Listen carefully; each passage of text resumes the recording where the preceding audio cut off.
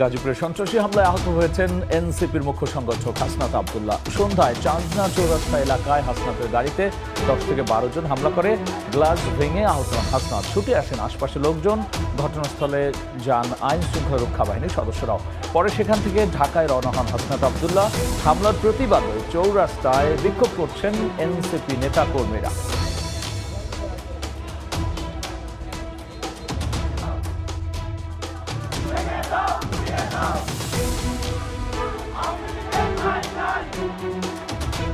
হাসনাত আব্দুল্লাহর গাড়িতে হামলার প্রতিবাদে গাজীপুরের চৌরাস্তায় বিক্ষোভ করছেন এনসিপি নেতাকর্মীরা। আর এই মুহূর্তে সেখানে আছেন রিপোর্টার মেহেদী হাসান। সরাসরি যাচ্ছি তার কাছে।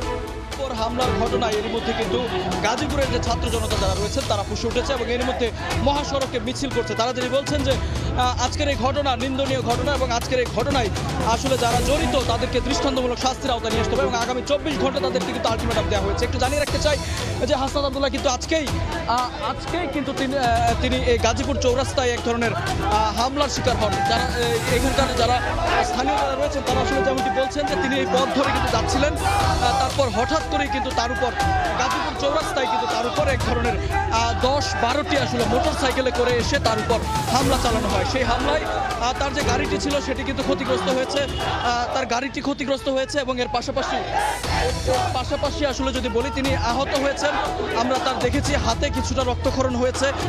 এখানকার লোক যারা বলছিলেন যে তারা ধারণা করছেন যে এই হামলার সাথে আওয়ামী লীগের লোকজন জড়িত, কেননা তারা যেমনটি বলছেন যে যেভাবে আসলে প্রচার প্রচারণা করা হচ্ছে তারা সেই ঘটনায় কিন্তু সন্দেহ করছেন যে আওয়ামী লীগের বিশেষ করে ছাত্রলীগের উপর দায় চাপাচ্ছেন তারা। সেই দায় চাপিয়ে কিন্তু আওয়ামী লীগের যে নিষিদ্ধের যে দাবি সেটি কিন্তু আরও জোরালো হচ্ছে, বিশেষ করে এই গাজীপুর থেকে। আমরা জানি তারা যদি বলছেন যে গত কয়েকদিন ধরে আওয়ামী লীগের নিষিদ্ধের যেই দাবি আসলে করা হচ্ছে সেই ঘটনার ক্ষোভ থেকেই কিন্তু এই ধরনের হামলার আসলে ঘটনা ঘটে থাকতে পারে বলে এখানকার স্থানীয় যারা রয়েছেন তারা আমাদেরকে জানিয়েছেন।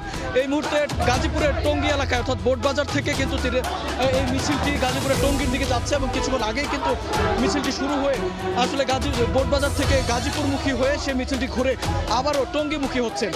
তারা আসলে যেমনটি বলছেন হাসনাত আব্দুল্লাহ কিন্তু আজকে ঠিক প্রায় ঘন্টাখানেক আগেই কিন্তু তিনি এখানে অর্থাৎ গাজীপুর চৌরাস্তার যে ফ্লাইওভারটি রয়েছে বিআরটি ফ্লাইওভার, সেই ফ্লাইওভারের উপর দিয়ে যাচ্ছিলেন এবং তাকে অনুসরণ করে কিন্তু আগে থেকেই আসলে তাকে অনুসরণ করা হচ্ছিল। সেই অনুসরণের পর গাজীপুর চৌরাস্তা একদম মূল পয়েন্ট যেটি বলা হয় চান্দনা চৌরাস্তা এলাকা, সেই চান্দনা চৌরাস্তায় কিন্তু তিনি যখন আসেন তখনই কিন্তু তার উপর তার গাড়ি বহরের উপর তার গাড়িটির উপর হামলা হয়। আমরা দেখেছি যে গাড়িটি করে তিনি যাচ্ছিলেন সেই গাড়িটির কিন্তু বেশ ক্ষতিগ্রস্ত হয়েছে। বিশেষ করে এই ঘটনার পরপর আইন শৃঙ্খলা বাহিনী যারা রয়েছেন তারা কিন্তু এই এলাকায় অর্থাৎ বিশেষ করে তাকে ঘিরে কিন্তু ব্যাপক নজরদারি রাখা হয়েছে। আমরা দেখেছি সেনাবাহিনীর একটি বিশেষায়িত ইউনিট কিন্তু এখানে এসেছে এবং এরপর বিশেষ করে সেনাবাহিনীর একটি বিশেষায়িত ইউনিট এখানে এসেছে এবং পুলিশের একটি বিশেষায়িত ইউনিট কিন্তু এই সড়কের উপর নজরদারি বাড়িয়েছে। তো এখন পর্যন্ত স্থানীয় যারা বলছেন এই ঘটনায় তারা ক্ষোভ প্রকাশ করেছেন এবং আগামী 24 ঘন্টার মধ্যে এই হামলার সাথে যারা জড়িত তাদেরকে শনাক্ত করে দৃষ্টান্তমূলক শাস্তির দাবি জানিয়েছে। গাজীপুরের বোটবাজার থেকে হাসনাত আব্দুল্লাহর কাছে।